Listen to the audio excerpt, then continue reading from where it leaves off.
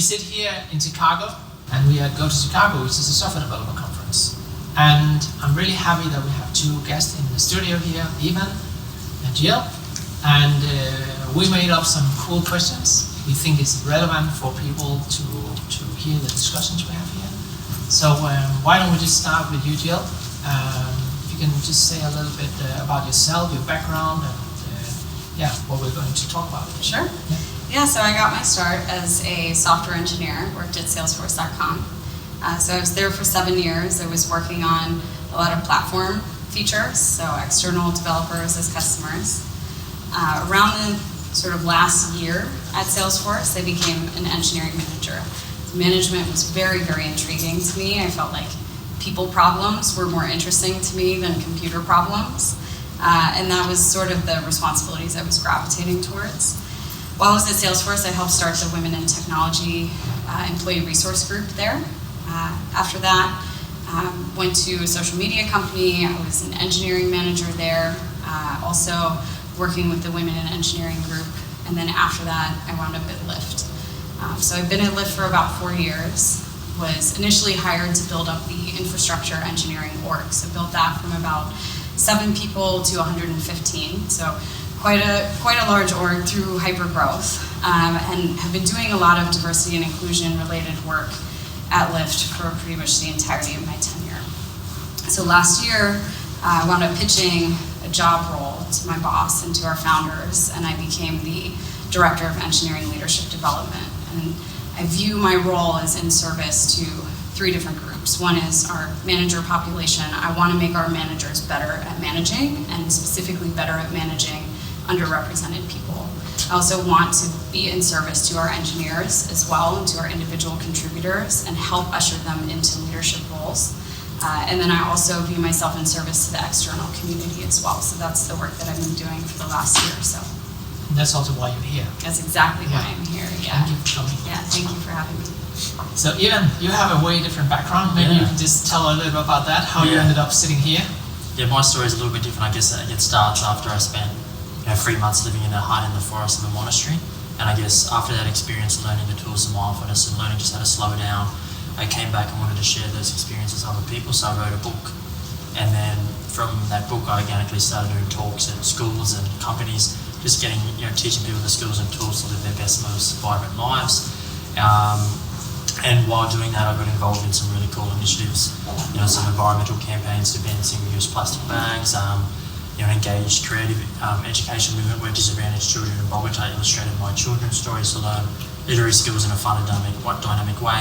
And then I guess more related to this, a social enterprise in a favela in Brazil to teach people the skills of entrepreneurship, to create alternative pathways to the drug and crime trade down there. And it was those last things in particular that made me realise that, more than just teaching people those skills to how to lead happier lives, business could play a bigger role in really maximising that output. And before you stayed in France as a monk for 3 months because of your brother, what did you do before that? That background quite different. At university, I studied business marketing, worked in marketing from in finance to a range of different startups. And you're also the founder of Hapzly. Maybe just a few seconds on that. Yeah, we're just leading on to what I just said. I saw that we may be supporting businesses, inadvertently supporting businesses that do not align to our values and beliefs on every single day, and that can have a huge impact on a much grander scale. So I realised the importance of, on the consumer level, being able to identify businesses that are fostering and promoting happiness, so they can make clearer, more informed choices that have a positive impact, but also a tool for businesses to continually improve their happiness output. So I guess the challenge was to, be able to define happiness and show that it can be defined and it can be used as a tool to improve businesses' success, but also increase the happiness of all their stakeholders, the community, the environment, their employees, and things like that. So we are here to talk about inclusivity and how to make the world better. And I know you just did a talk about, and specifically about how a company can become more happy. And a big part of that is that the employees are more happy, and that it's also responsible. So we have a lot of minorities in our society, and we want to give them a fair chance to be a part of what we do in our businesses. There's a lot of time and money invested in this space, and there's a lot of debate. How do you see that? Is that do we get enough out of that time and money invested? Yeah, I can speak at least from the kind of inclusion front. And if we're looking at the diversity reports that are coming out and the updates to those reports, we're seeing the needle is not moving the way that we would hope it would be moving, despite $8 billion in diversity trainings. Lots of chief diversity officers that we're hiring, giving budgets to groups internally. And I think part of the problem is that we're not actually treating this as a business problem, the same way that we treat other business problems. We're not holding leaders accountable for solving this problem, right? And so we continue to do the same things over and over again. And I think some of that comes down to power structures. How do those of us who are in majority groups actually confront our privilege, confront our learned inherent racism, or sexism, or ageism, or ableism, everything that comes along with being in a society that has power structures? And how do we start to admit that maybe we got to where we are, sure, because we worked hard, but also because there are things in society that are set up to give us an advantage. And so doing this type of work is really hard because it involves leadership actually confronting the privilege that we have and actually helping people, giving them a little bit of a leg up. And it feels weird to maybe think about, we're going to give extra attention or put extra effort behind helping people who have been disadvantaged because I didn't get that extra effort, or maybe a white man in power didn't get that extra effort when they were in the more junior level. And so I think that's what makes this problem really, really difficult. And we just have to keep trying different things, right? And it all has to be part of a comprehensive strategy. There are lots of studies that are showing that there are certain things that we do that don't work on their own. Unconscious bias training doesn't work on its own. But when unconscious bias training is part of a more comprehensive effort, comprehensive strategy that has leadership support at the center of it, and people are actually held accountable and incentivized, that's what starts to move the needle. So, in short, it's just very difficult. I'm just interested with these new roles that are popping up around diversity. What is their the main aim of their role? Is it the hiring area, or is it researching these studies to find what's the best way to? It really depends on the company. So I have some friends who are more in the social sciences area who do get to do a lot of this research, but then also, we have people who are solely focused on diversity hiring. But then once you get people into the organization, they're not happy, they burn out, right?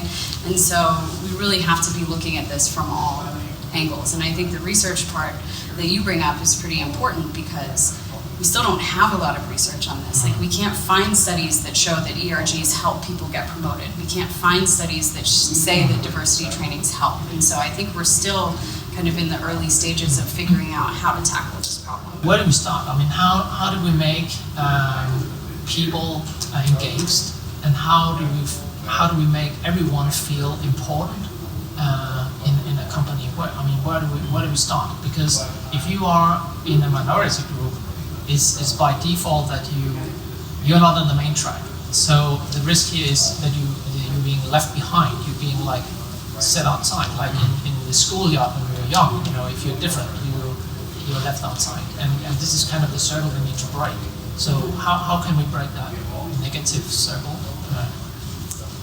I think there are several different approaches, and everybody's different, right? And not everybody from a particular group is going to feel oppressed in the same way, right? And so in my job as a director, a lot of what I paid attention to was transparency, upward feedback, making sure that people knew that they could come to me if they were having a problem with their manager. And that was a culture on my team. My managers who worked for me knew that I was going to be having skip level meetings with people who work for them.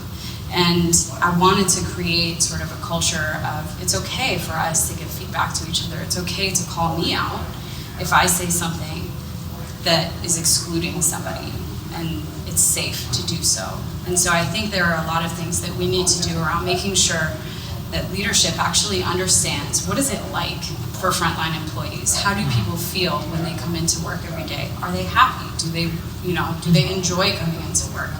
And if they're not, is anybody listening to them? And that's really been the biggest thing, because I'm going to screw up. I'm not going to do everything correctly. And so I want people to be able to tell me what needs to be fixed so that I can go fix it. Yeah, I think that's important in terms of, she just mentioned in terms of people being heard. When our employees feel useful and recognised, that's a big component of meaning. And meaning is a fundamental part for us to achieve happiness. And that leads directly onto more engaged employees, right? When our voices are being heard, when we're playing a role in the decision making or getting feedback, or the employees actually understand our goals as employees and working with them. I think that's important for them to feel recognised, useful, and then increase their positive emotions, and then come back to jobs and really want to push through. Mm-hmm. So you also talked about doing just things that are not directly work related. So it could be like meditation, learning about mindfulness, yoga or exercise or whatever it is that is not directly work, because maybe that's new to everyone, or at least it's new to the people in the group on a different level. So you can kind of make everyone a little bit on new ground, and when they're there, they feel maybe that's a minority person who are more into mindfulness, and the other one are all of a sudden behind, and we can kind of challenge everyone in a different way than you do in normal work environment. I think like just so shake it a little bit. In that example, in terms of like mental health programs and wellbeing programs, it just shows that there's greater care coming from the employer, and one of the benefits of mindfulness and meditation, less stress and less anxiety and things like that, but also it creates more compassionate human beings, and that's a fundamental thing for empathy and belonging, and that kind of thing, that creating that social trust within the business, which has a huge effect on our employees' well-being and happiness, and then also their success in the role, and then where that takes them. So you say that a main factor for making this work is reduce stress of everyone? Well, I think like on the sort of top level, I think when most people think about meditation, especially from a business level, they think of just reducing anxiety and stress. But the ripple effect is goes well beyond that. It's has a huge impact outside the business in terms of the impact on their relationship with their family and their customers and all that kinds of things. But also things like better concentration and all these other things like problem solving and sharpens intuition, which all these things that create better, happier employees, more engaged employees. Yeah. I think similar to this, I actually tell a lot of people I work with to get into therapy. Because I've been going to therapy, and it's been hugely helpful for me to work on myself and to see some of the behaviors that I do at home and in my personal life, and how those carry over into my professional life. And I think one thing that's really important for leaders especially is for us to just be self-aware and to always be working on ourselves and to be improving ourselves in some ways. I think a lot of us get stuck in this, we're successful, we got here because everything's been, because everything I've been doing has been great, but really I want people to be always thinking about how they can grow and how they can improve. Yeah, I think I mentioned that in just my talk. We run so fast we can forget people around us, people 2 feet from us experiencing every kind of emotion, and then when we implement little tools like this, it can increase empathy in the business and understanding, which then has a huge ripple effect for the minority groups, but also for as it go up to the managers. And you're talking about the same thing, like understanding yourself, like really. Understanding yourself is imperative to be able to understand others. Exactly. Empathy. And open your mind. When you understand yourself and you can open your mind, then you are more receptive to be inclusive and not just look for people like yourself. Yeah, so maybe when it comes to this, it's like it is about training people on these other skills to really develop these things around compassion, and they can then have a huge impact on how they're treated. I did a bunch of interviews with people across our tech organization, and I was asking people, what do you want in a manager? And the words that kept coming up were kindness and empathy and compassion. I want a manager who understands me. And so compassion is actually a word that came into our management principles. And we're thinking about how do we actually get people to build that EQ muscle over time. So you probably know Kim Scott, both of you. There's one thing I like about her book, about the radical candor, and that is when we are in a job situation, we have to be. It's a personal thing. It's not. We cannot treat people like professionals because we spend so much time together that we actually become a family, and in a family, feelings and emotions are important. So her point is like, it doesn't help that you have a relationship with your lead and employee, that you have like, oh, I'll just keep it on a professional level, That's wrong, she says, because it is actually about a relationship between two people, and that's about emotions. So you have to work with that. You have to accept that, and that's scary to many managers that they have to. Now they're all of a sudden more than just someone who tells someone what to do and give feedback and say, oh, you did really well. Now it's about listening to problems and handling situations. That's how it should be, right? Because employees are just human beings after all. And exactly. But that's not what's happening in a lot of places. Of course, yeah. Okay, so that leads to a question of how important is leadership in this and the top management. How do you engage busy management in the company? And you mentioned founders before. You mentioned that you actually went to the founders of the company. And how important is that, and how can you do it? Yeah, I think it's really important for leadership to signal what their values and their beliefs are, because that's very important to a lot of people when they decide where to work. And it's really important to me in terms of where I decide to invest my time.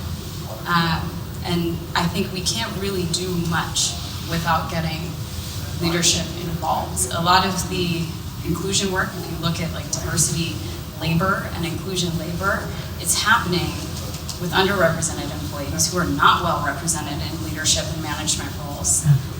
And a lot of them feel like I have no choice but to advocate for myself. If I don't advocate for myself in my community, who will, right? And so without the help of majority groups and without the help of leadership, the people with actual authority in your organizations to shift your culture or to state what your values are and to actually choose where to invest time and resources, it's very, very difficult to make any meaningful progress on this. And so there are lots of studies that show without that engagement from top leadership, it's really difficult to move the needle.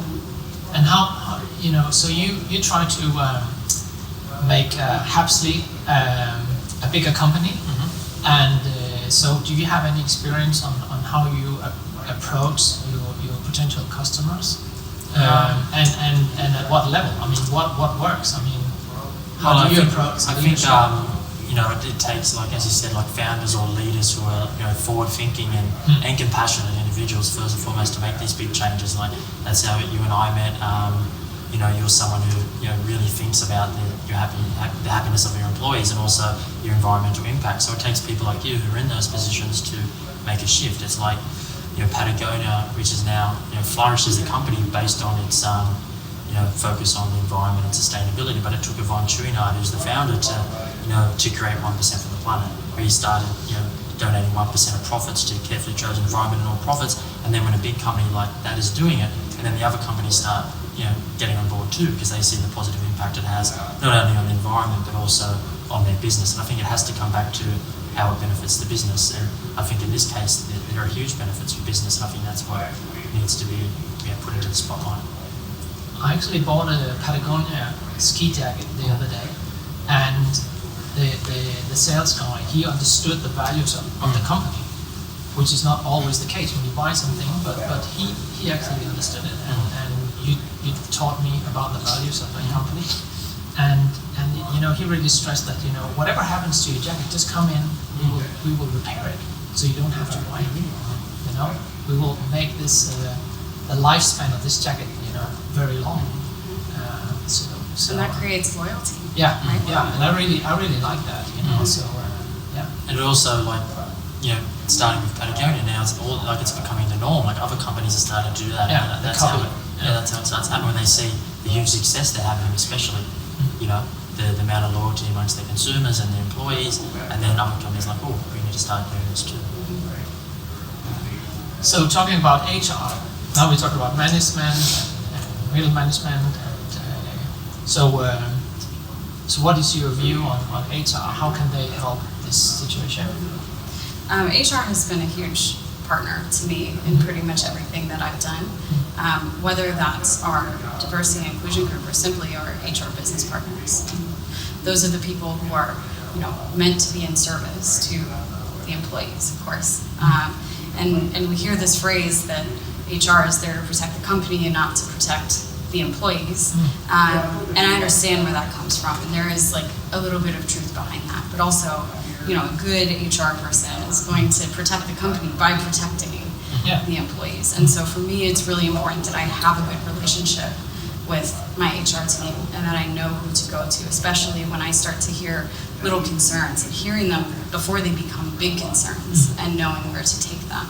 A lot of the work that I do has implications on our HR processes and our systems. And so I want to make sure that we're all on board because ultimately we do want the same things, right? We do want engaged and happy workforces. We don't want to be dealing with escalations all the time, and we certainly don't want to see big problems show up in the news. We'd like to address them early. And so it's really been important to me to engage HR really early in anything that I'm trying to embark on, because sometimes I can go off the rails a little bit. Yeah, obviously there's a huge impact. And then, the choices they make and who they hire and what they do, not only changes their business but changes the world fundamentally. Okay, so what are the biggest challenges minority groups face at companies today? Any thought on that? Yeah, I would really point people to the Tech Levers study that the K4 Center for Social Impact did. It came out, I think, in 2017. It's very different per group. So, Black women getting passed over for promotions, LGBT employees getting bullied or harassed in the workplace.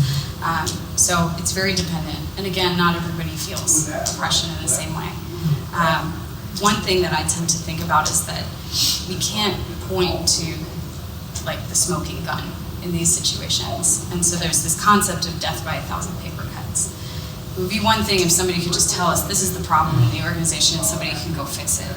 But instead, it's an engineer who maybe one day is mistaken for recruiting or janitorial staff or kitchen staff.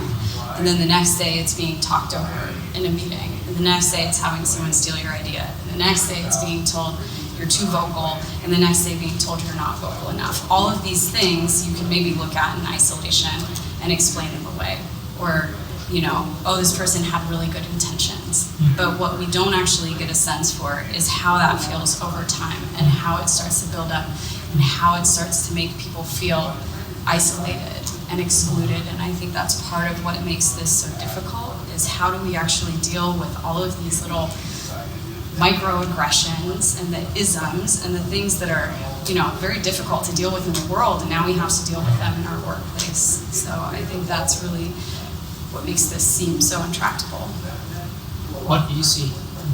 Well, I guess it goes back to what we were discussing before, like the important factor in education, because it is like, the things we're seeing in the world is the same as what we're seeing inside business now. So, educating people, really making sure our employees are developing the skills around compassion and empathy. I think that's a good start, to help get over the obstacles that they're facing day to day.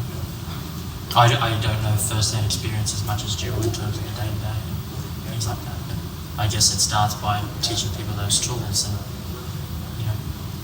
What can you then do to actually help the situation? I mean, do you have some tips and tricks that can get the ball rolling? Because we talked a lot about the problems and how it feels and all this stuff, but maybe just some really good ideas that you can pass on to the audience, and so they can just get going and get the ball rolling and be more happy as a business, have the employees more engaged. I mean, what are like the top 3 tips you can give?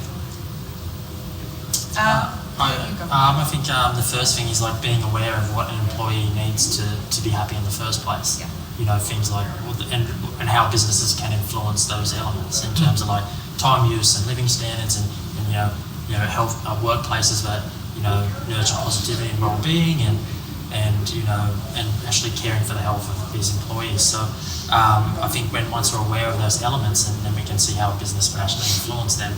So things like when you look at time use, it can be implementing things like flexibility into the workplace.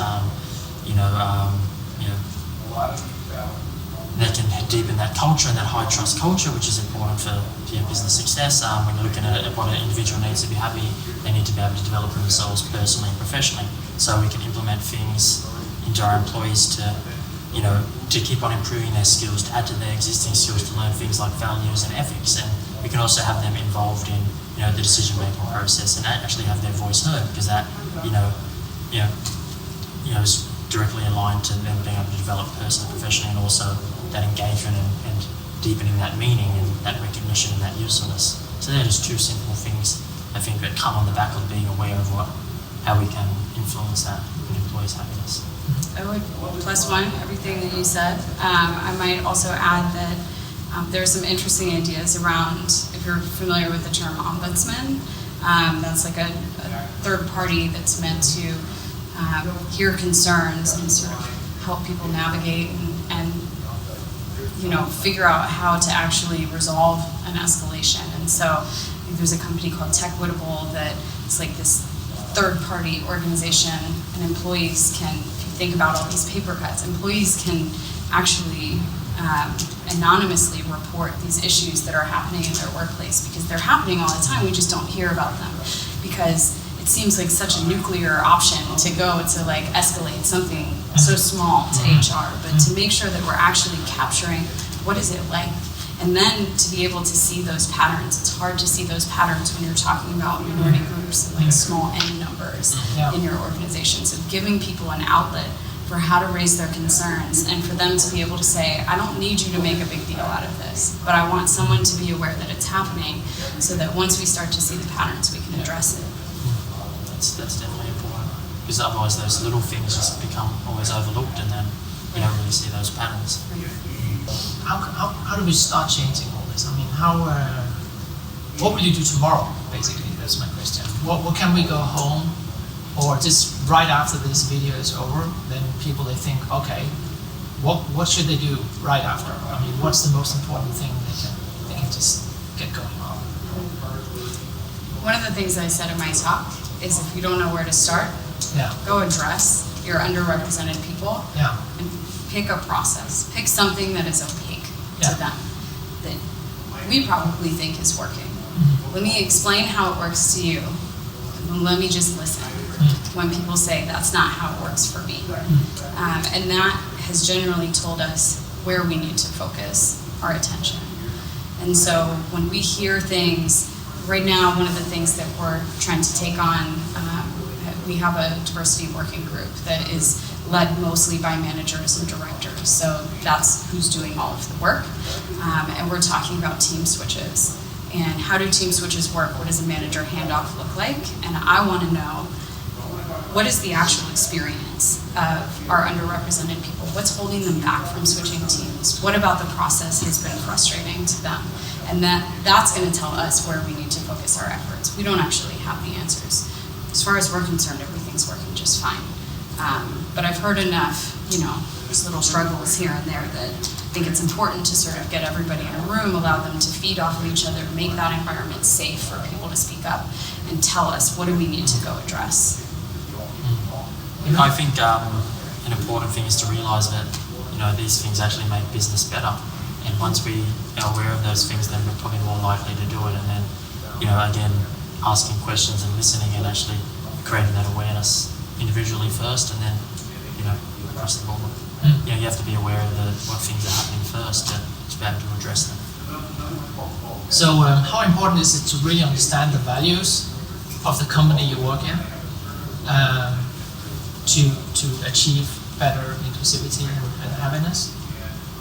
I think the choices we make as to where we work or who we hire and what we wear and buy and eat and who our suppliers and everything, they all have a rippling effect throughout all of the business and society and the ecosystems and everything, right? So basically every time we make a choice, we're choosing to have no impact or have a positive impact. So super important. Yeah, for me, I think most every company is talking about how much they care about diversity and inclusion. Most companies are starting to put some money behind it, but that doesn't necessarily mean that they actually care. And so it's really important for me to listen to my back channel, to like view the actions of companies, because I know like this work is really hard, and I constantly have to. I feel like I'm swimming upstream sometimes, and so it's very important that I know that sort of the entire management chain above me, that we're all working towards a common goal. Because if we're not, I'm just going to hit roadblock after roadblock. But when we have the same values, and we can actually have discussions about what approaches we want to take, and I'm not going to be right about everything, but I want to make sure that we're marching towards the same goals. And I also think in terms of the companies that we support, I think if we really care about racial equality, and I care about it in my organization, I also care about it in my community. I want to invest my money in Black and Latinx businesses, in women-owned businesses, because ultimately those might be businesses that I want to work for one day, right? And so I think it's really important that we do put our money where our values are as well. That's important. Yeah, and I know. I was going to say, we can connect with our values in all areas of our lives. And even you would like to see a chief happiness officer in every company? I think if it aligns to those companies' values, and if it sort of can connect the dots in a holistic way that can make the business better. And sometimes we have people look after sustainability, and that's all. And sometimes we have people look after employee well-being, but in many ways they're so interconnected. So maybe we have people who have the oversight for looking after all the things in their organisation and connecting the dots. Then we can create a happier workforce and also a better business. That's great. And your suggestion? I mean, what role would you put in on a high level? What would your recommendation be? I mean, I'm interested in trying to make my role work, which has been sort of it's been a journey for me in trying to figure out how to scale some of the work that I do. But for me, I really wanted to focus on line managers and middle managers. I feel like these are the groups that we don't often give a lot of support to in this industry. I sort of had this realization. I was mentoring a few engineering managers at some very, very small startups, and none of them had management background. And they were being thrown into this situation in these 20-person companies, and they don't have anybody to learn from, right? And it was great that they were able to find some mentorship outside of their organization, but really so much of an employee's happiness and career progression is in the hands of their direct manager. And these are people who might even be doing it for the first time. And so ensuring that we're actually investing in our frontline managers and our middle managers and making them more empathetic and better at understanding their people and more, just making them better advocates for their people, I think is how we're really going to start to move the needle on making employees more engaged and feel like they belong. So in many companies, in tech companies, engineers hire engineers. They have a big say in the future colleagues. So what can we do there to improve the situation that they just don't hire people like themselves? Any suggestions on that? I mean, I think this is what comes down to values. How do we create that value? So we tell people not to hire to culture fit, but values fit or culture add? What are they going to bring to the company? Do they align with our values? And I think a lot of it is also like we have these cargo-culted interview processes that are sort of based off of, okay, we've been hiring from the same 4 schools, and we've now suddenly created a hiring process that's catered to what the students are learning in those schools rather than what we actually need and what somebody is going to be doing day to day in their job description. And so really thinking about the interview process and making the interview process align with both your values and what the actual job role is. I think then you can start to change the schools that you hire from or the populations that you target as well. Exactly. Even? Yeah, and also looking at the benefits you can get from hiring people from different backgrounds, like new ideas, new ways of looking at things, creativity, curiosity, these things that we can really, create really flourishing environments and really take businesses, on a different direction or, to the next level. You always, got to get in the same people with the same thought processes and learn the same things, you're going to end up in the same place. Yeah. There's tremendous benefit from getting people who have lived a different life, right? Not only in, the roles they can play, but also the relationships they build with the managers and the customers and the clients. There's huge benefits there. Thank you. Thank you. It was a great discussion. Thank you for coming, and have a safe journey home. All right. Thanks for having us. Thanks for having us. Welcome.